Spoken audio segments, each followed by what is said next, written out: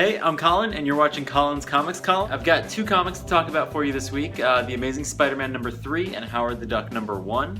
I'll start with Howard the Duck because I have to say I didn't know anything about Howard the Duck until he showed up during the end credits of Guardians of the Galaxy. It's written by Chip Zdarsky, who's an artist on Sex Criminals, which is a book published by Image that I really like. And I know he's really funny, so I thought I'd give the book a shot. And I have to say the book is really funny.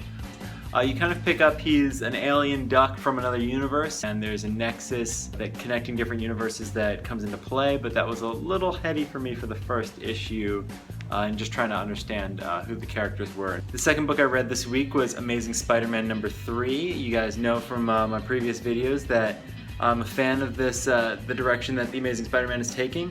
In it, Scorpio, the leader of the Zodiac gang, leads an assault on the S.H.I.E.L.D. helicarrier, but that's not the main storyline. The main storyline is that Peter Parker announces that Parker Industries has bought the Baxter Building as their new New York location, and Johnny Storm is the Fantastic Four's Human Torch and one of the only 26 people in this dimension that knows Peter Parker and Spider-Man are one and the same. So when he sees that Peter Parker has bought the Baxter Building, the former home of the Fantastic Four, he gets upset and he flies right over to punch Spider-Man in the jaw. They resolve their spat and we get a little bit of insight into who Peter Parker is as the owner of a major corporation. He's put Harry Osborn in charge of the New York office. This feels like the same Peter Parker we know, delivering pizzas and hustling photographs to J. Jonah Jameson.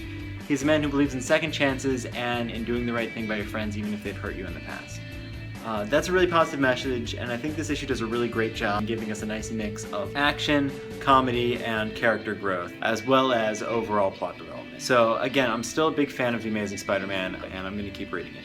Last thing, I just want to quickly mention two more comics I picked up this week. They're the Justice League tie-ins that I've been reading. There's one for The Flash and one for Superman right now. They were really good one-shots. I especially like The Flash's because he's been made kind of the god of death, and it was interesting to see how that worked out with him. He's still very much the same speedster, but he has to deal with this thing that sort of happened to him and this entity that's bonded with him. Superman is interesting because he was recharged by the fire pits on Apokolips, and that's really affected his psyche and his attitude about Earth. We do see a glimpse of the blue-eyed Kryptonian that we all know and love, and so hopefully in issue 46 he'll be back to normal. But if you've been watching my videos about the Superman comics, I am excited to see a Superman that flies around and punches people and doesn't just, you know, have all his powers nerfed.